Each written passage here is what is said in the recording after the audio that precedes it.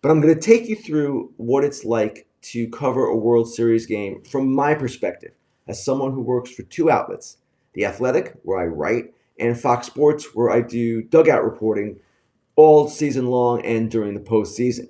It's two jobs. And yes, it comes into play here where both are going on at the same time. Now, I'm not going to give you this overview because I'm trying to tell you how great I am, because of how much I want to show you how hard I work. You're going to get a gist of that, not the greatness part, but maybe the working part. But I just kind of want to explain how this all gets done, how the sausage is made, so to speak. So, generally, each day is different. In the case of today, as we get ready for game three, I'm coming off an off day where I attended the workouts for each team, got some stuff ready for the game. But the day begins with me typing up notes for the broadcast, and I'll usually prepare about 15 to 20 topics. Now, obviously, I'm not on the air 15 to 20 times during a game. That would not be realistic. But I want these things ready. I want them at my disposal. And our play by play guy, Joe Davis, will occasionally draw from them in what he is saying during the game. So he might refer to something that I've given him or that Tom Verducci has given him and use that on the air as just part of his natural flow. That's part of what I do, giving information to the play by play man. And everything I'm about to tell you, Tom Verducci does exactly the same thing. He writes for SI.com after every game. He prepares as a dugout reporter just as I do. So we're doing essentially the same kind of thing. So I prepare those notes, type them up, send them in. We print them out for each announcer. And then I get to the game. Usually this year, we have been leaving for the park 5 hours before the game. And the reason for that is our meetings with the managers. And yes, the broadcasters meet separately with each manager before each game. Those meetings have been taking place earlier than usual. The managers, in this case Bruce Bochy and Torey Lovello, want to get the meetings out of the way. They have other media responsibilities. They have a lot going on. Oh, and yet they're preparing for the game as well. So we start with those meetings. And during that time, we also get access to the players in the clubhouse for about 15 minutes with each team. So I can go talk to a player I might have a question for and ask him that privately without any other media there. It's an advantage. It's something that, as a broadcaster, as part of Fox, which pays whatever they pay for these things, that's the privilege we get. And from there, sometimes I pick up a few more nuggets for the game. After that, generally speaking, I do a pregame interview on camera with somebody in the game that day, usually a player, but sometimes a manager. Tonight it's going to be Bruce Bochy. And also prepare a report for the pregame show, which I will generally do live an hour before the game. The other thing I am preparing for at that time, while talking to players and doing all different things, is my report at the top of the show, the one that you see right before first pitch, the one you see that I do with Tom Verducci. One of us will start, the other one will continue, and then generally the game will begin. That report lasts about 30 seconds in most cases. It's difficult to do because it's live. The stadium is loud at that time. I would say it is the most difficult thing I do on television because you have to nail it. You have to have it pretty much memorized because if you miss, you can't just say, I'd like to start over, or you can't lose your train of thought because the game's about to begin. So the game begins, and then we get into the natural flow of the game.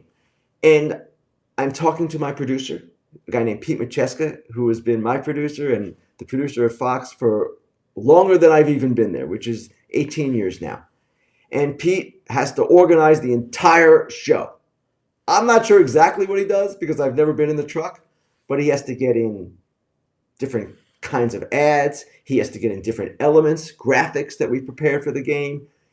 And of course, he has to monitor the game at all times and talk to Joe Davis and John Smoltz on what they're thinking and prepare video and graphics and all kinds of things as the game progresses. It's a little chaotic. It's very cool. It's amazing what Pete Macheska, the producer, and Matt Gangle, our director, pull off during the course of a game, as well as all of our camera people, audio people, people in the truck. It's quite a production. So during the game, I'll be giving a couple of reports during the game. I'll be, of course, doing those in-the-moment interviews if they become appropriate. And then the game ends. I interview a player, sometimes two. This is something we've been talking about through the eighth and ninth innings, trying to get organized, trying to figure out who the right players to interview are.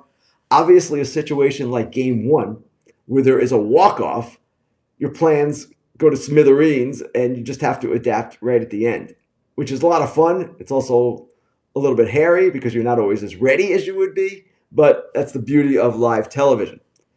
After that, I unhook, I take off my wires, and get ready to do my other job, which is for The Athletic and writing about that game that night.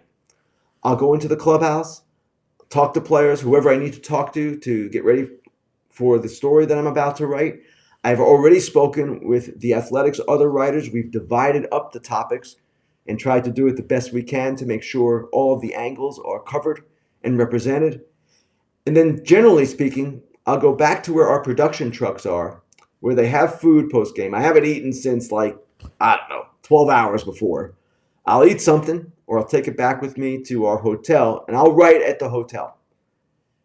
I need a little bit of time to unwind, to collect my thoughts, to eat, and then I'll write. And usually I'll be writing until about 3 in the morning Eastern time. And then we get up the next day and we do it all again.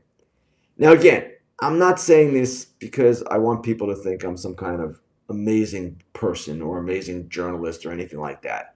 I'm just trying to give you insight into the work that goes into it. And I want to make one thing especially clear. I love doing this.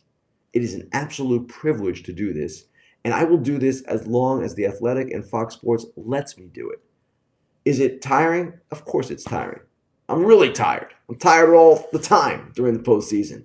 But you go on adrenaline in a lot of ways, and you're fired up to be there.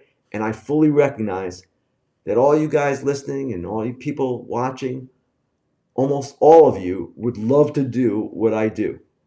And again, it's work. Yes, it's work. It's hard work. But it is an absolute honor. And I feel really lucky every year to be standing on the field during the World Series, to be part of the broadcast, to be writing about the World Series. Not a lot of sports writers get that privilege. So the whole thing, while it's difficult and while it's tiring and while people might think, yeah, you're a little nuts for doing all this, I don't care. I'll do it, and I'll do it as long as they let me.